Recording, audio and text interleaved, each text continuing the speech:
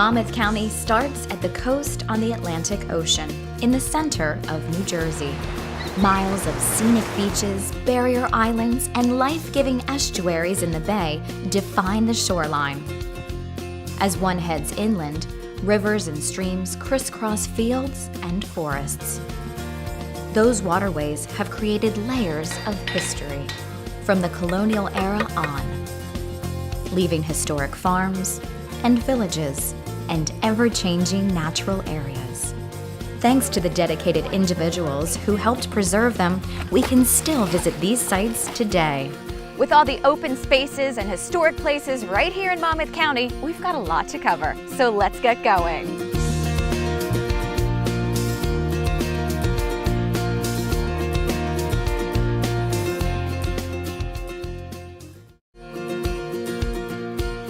Major funding has been provided by Saker Shoprites Incorporated, with additional funding from J.M. Huber Corporation, New Jersey Natural Gas Company Charity, the Monmouth Conservation Foundation, and the Friends of the Monmouth County Park System.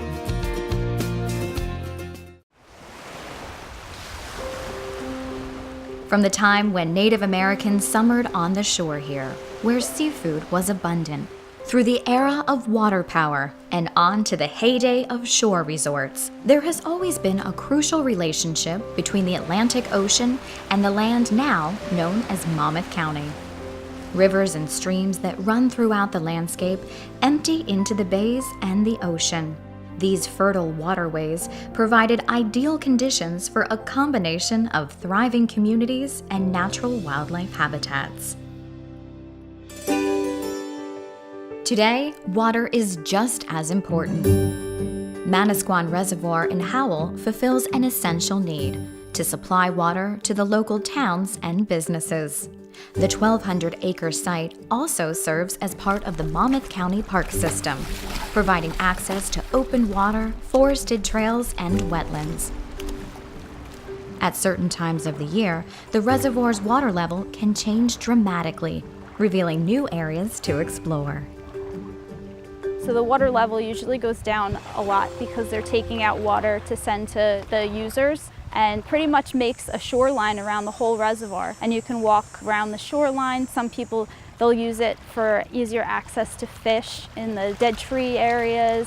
Everybody really does enjoy when it gets like this. There's a 5-mile perimeter trail. We get a lot of fishermen that come in. We get kayakers who will bring their kayaks. And then we have people who just come to enjoy the nature and the wildlife here. You know, any time of year you're going to get any sort of wildlife, whether it's mammals, fish, reptiles, amphibians. You have a lot of egrets that like to hang out in the tree lines. Cormorants hang out on the trees also. Great blue herons. Mainly people come to look for the bald eagles. You'll see them roosting in some of the trees because it's a good vantage point for hunting and fishing over the reservoir.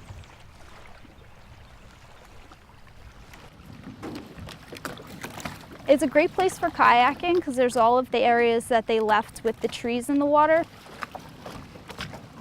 It's a great place to maneuver in and out of the trees. There's plenty to do no matter what your preferences are, whether you're athletic, whether you're leisurely and you just want to enjoy the trail, whether you want to be out on the water or in the woods. It's a beautiful place.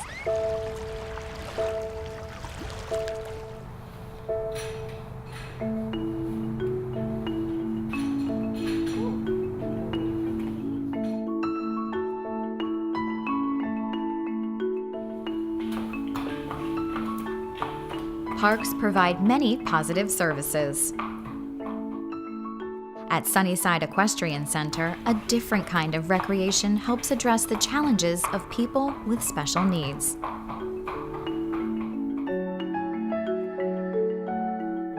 The main program run here at Sunnyside Equestrian Center is the SPUR Therapeutic Riding Program. SPUR stands for Special People United to Ride. Kick that leg over, girlfriend. Whew. I had the opportunity to meet Mary McKenna, a young equestrian who loves being on horseback. And come on, Megan. Our riders are inspirational people. I am humbled every day to be here with these riders. They come, they have their disabilities. A lot of them, this is their only sport. Awesome. Keep going. They're possibly the most wonderful people on the planet. Yes, welcome, Megan. People get your picture taken. We are getting our picture taken. Together? Yeah, you and me. Say hello. Can you wave to the camera? All our lessons are private, one-on-one with an instructor. You'll see a sidewalker and a leader depending upon how much support the particular rider needs. We kind of gear our lessons towards whatever the goal of a particular student might be. Some work on verbal skills, using words to make the horses go or stop. Some work on their balance. Some work on following directions. And the whole time, the horse is exercising their bodies, head to toe. The movement of a horse's hips mimics the movement of a person who's walking, so that they get that input through their bodies and in their core muscles. And it strengthens their core, improves their balance. And so they're working very hard, but they don't realize they're working. It's fun. And they come here with great enthusiasm every week. Good. Nice job, Mayor. Yes. We see miracles every day here at Sunnyside, and it couldn't be any better. And your head is really super tall. Super tall. That's it. Good job, Mayor. I am really tall. You are tall. You've gotten really tall.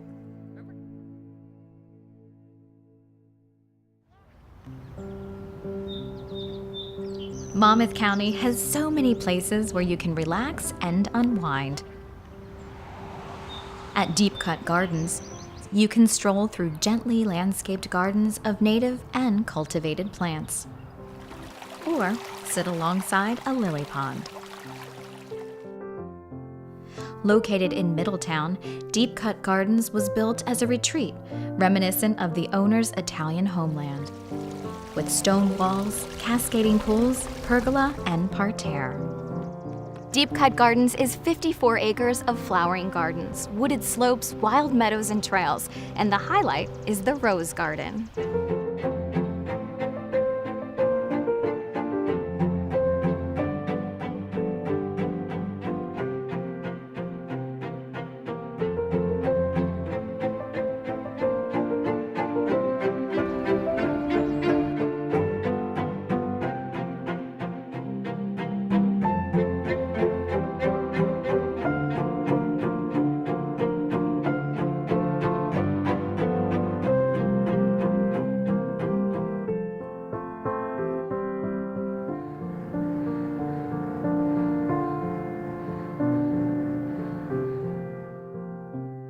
Many of the parks and open spaces within Monmouth County have evolved out of different local traditions. The look of a place often means there is a story to tell.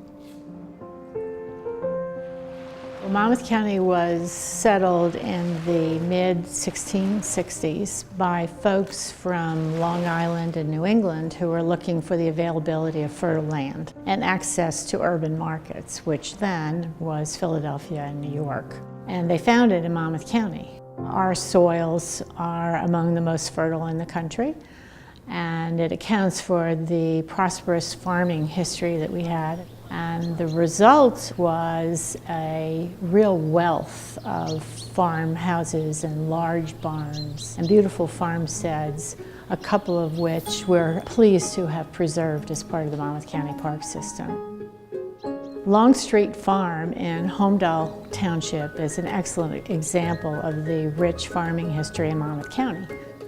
It was Dutch settled and includes one of the most complete 18th and 19th century farmsteads remaining in the county. We provide there a glimpse of 19th century farming life. In this day when farmsteads have diminished and agriculture is no longer the prime part of the economy, it's a place where young people can go and learn about the farming heritage. Now, what do chickens do? What do chickens give us and we eat for breakfast? Eggs! They're not white, they're kind of like what? You're a little brown, right? Yeah, these are brown fresh eggs. The proximity to New York and Philadelphia meant that people of all different classes and backgrounds came here to recreate. The seashore, of course. Monmouth County's seashore was an early attraction. That part of our history is represented in some of our park sites, like Seven Presidents Park. 6 million visitors tell us in many different ways that they come to the parks to enjoy the scenery. A lot of the scenery in our parks is also historic. They are open spaces that include historic places. They are recreation spaces within the context of our county's history, which is very rich. So if you're taking a walk for recreation, you may also see a historic stable, or you may see a grist mill, or you may see a World War II gun battery. These are all great aspects of the parks, which even if you're not a historian, you can appreciate.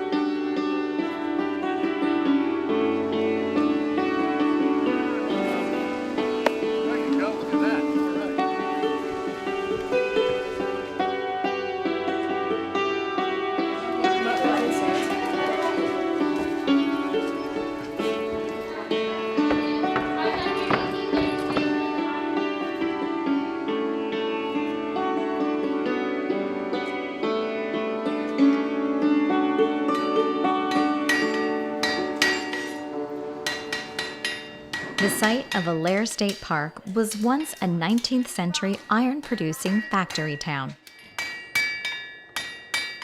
In Mr. Allaire's house, he used the whole... Now, Allaire Village, a living history museum, is kept active by the staff and volunteers of the state and a nonprofit, the Historic Village of Allaire. Oh, I'm here on a farm, and I'm doing a chore with my hands. Where does milk come from? Cows. Right, I'm milking a cow.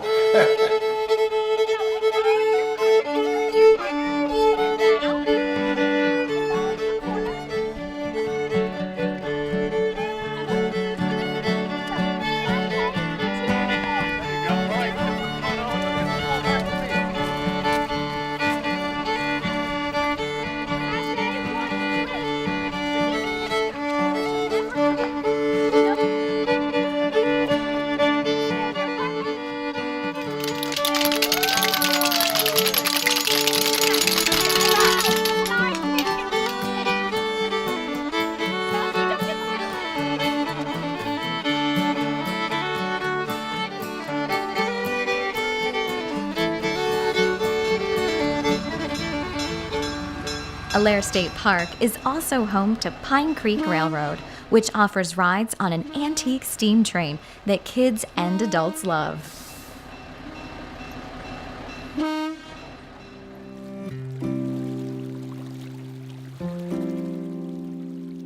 Secluded in Crosswicks Creek Greenway in the southwestern part of Monmouth County is historic Wallingford. This 36-acre mill site was built in the 1700s and now represents 3 centuries of the area's evolving culture. Crosswicks Creek, an important feature of the Greenway, was once a source of power for the mill. So this is where it all starts, with the creek. That's it, it's water power. And we're taking the water from the mill pond where it was stored. We were storing power. And when you want it to run, you're opening up the gate that would have been here, and that diverts that water to come in and flow right through the arch to the turbine. And that was what transferred the energy from the creek to the machinery that you see in motion in the mill. Okay, I'm going to turn on the electric motor now. That replaces the water power for what we use. Otherwise, we're all in 1872 milling.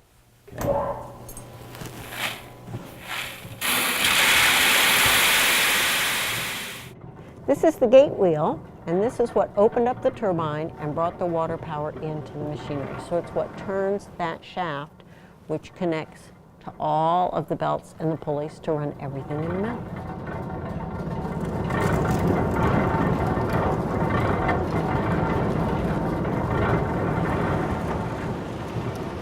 Now I've set the stone so we can grind fine cornmeal. So this is going to turn into your breakfast muffin, your taco, cornflakes, anything made out of corn that people eat. Okay, now I have to ask, is this Jersey corn? This is Monmouth County grown corn. All right, great.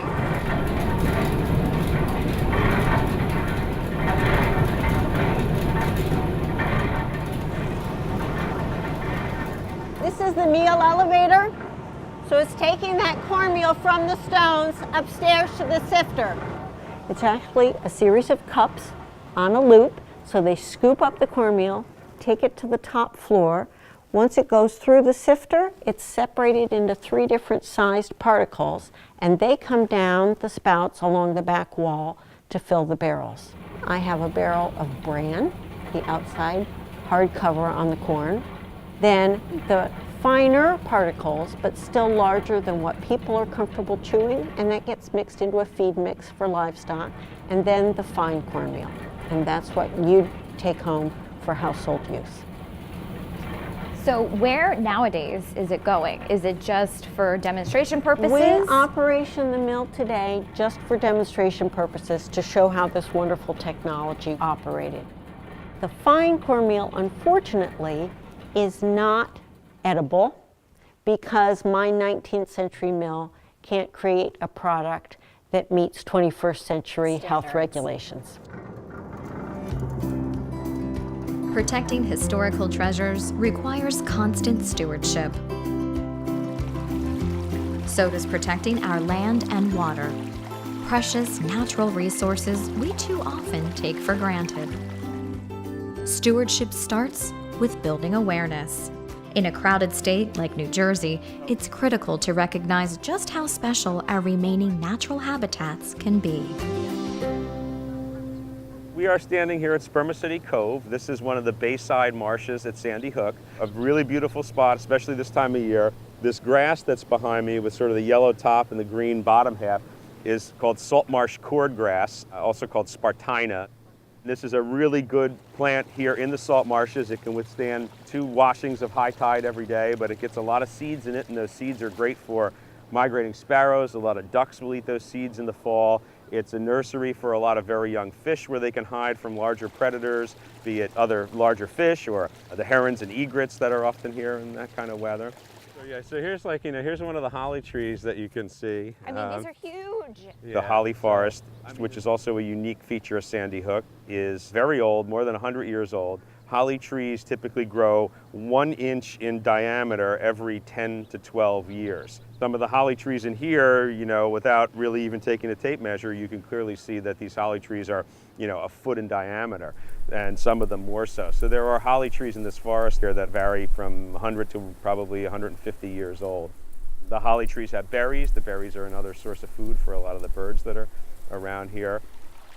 The marsh here and the cove to my right is a good spot to see diamondback terrapin turtles in the summer, lots of herons and egrets, lots of waterfowl in the winter, and you can even see seals sometimes here in the winter from the spot. So always a good spot to just come and hang out. So he's going right for the water. Try again, he's walking in there. Exceptional places like Sandy Hook rely on steadfast stewardship for protection. For example, the staff and volunteers of Clean Ocean Action gather twice a year to do beach sweeps along the Jersey coast. Today's beach sweep event is most inspiring because here it is, it's a chilly, chilly day, and literally thousands of people are showing up along the Jersey Shore beaches to take a very meaningful step to come out to the beaches and clean them up of the debris that's washed up. That's a gift of gratitude by these volunteers that are willing to give back to the ocean. What we try to do with the beach sweeps is to inspire them to do more. If you're willing to come out on a cold day to clean it up and make it healthy, how about going a step further to make it even healthier and healthier for the long term? To go beyond just the beach sweeps and take another step and get involved in reducing your plastics use, to get involved in public hearings that are being held, to let our elected officials know where they stand on these issues. We also collect data of what they collected, and then that data is used as a legacy of information that we can strive for less use of single-use plastics, more recycling, those kinds of things. It is a very tangible action on the part of these citizens, and we try to empower them through this one activity to do more. The juxtaposition of, this densely populated urbanized area, the New York, New Jersey harbor estuary, into the Sandy Hook and the Navesink and the Shrewsbury. These are just really remarkable ecological treasures that really need to be protected, and they're slipping away. Our everyday use of things from pesticides and fertilizers tends to add up and create serious ecological harm. So it's really kind of tough to be a fish in the marine environment in these areas, and yet somehow the ocean has an incredible ability to heal itself. Back in the 80s, when we had dead and dying dolphins washing up on the beach, medical waste, raw sewage, the ocean really looked apocalyptic. But we worked really hard, and we stopped ocean dumping, and we stopped a lot of the sources of pollution, and the ocean has come back and healed itself. Most often it's safe to swim, and you can see your toes when you're swimming in the ocean again today. It's so impressive to be standing on such an ecological treasure when you're downstream of the most densely populated urbanized area in America. All right, guys, start picking them up. Wait, what's a bunch? Even still to see all the life, the birds, the whales, the dolphins, the fish, the crabs, the critters, thriving is just truly a miracle that it is such a forgiving ecosystem. So it is that capacity that is so very inspiring, and that along with people working together, we can do anything.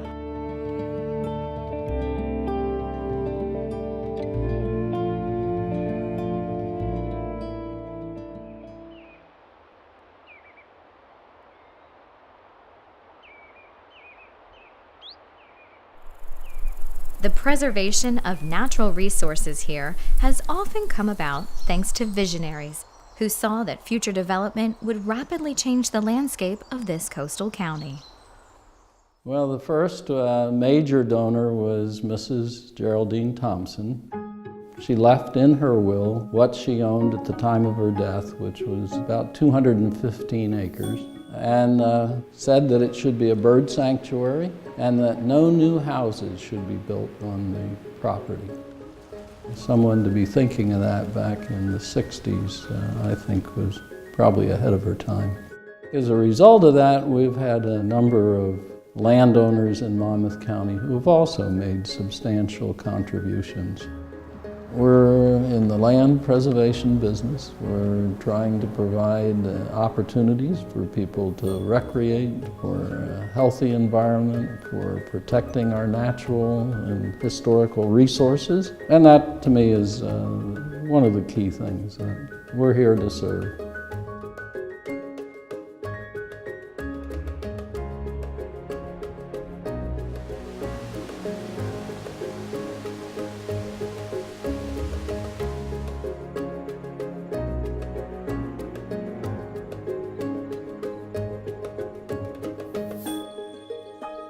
The land and historic sites in the Monmouth County Park System continue to evolve, thanks to the individuals and organizations who strongly advocate for the preservation of more open space.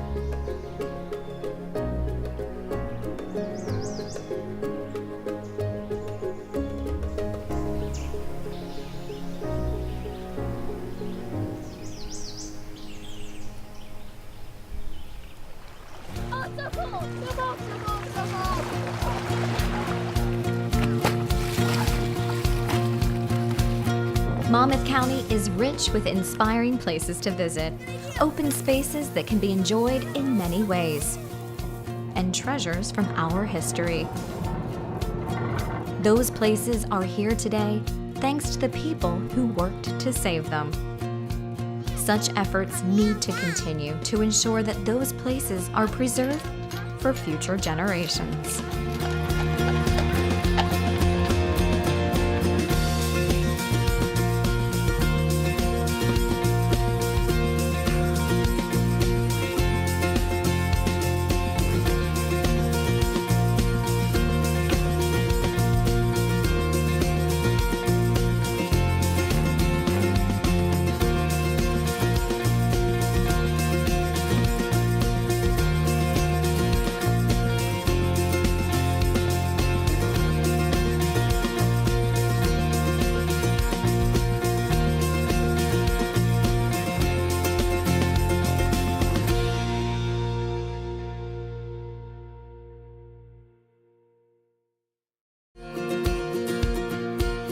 Major funding has been provided by Saker ShopRights Incorporated, with additional funding from J.M. Huber Corporation, New Jersey Natural Gas Company Charity, the Monmouth Conservation Foundation, and the Friends of the Monmouth County Park System.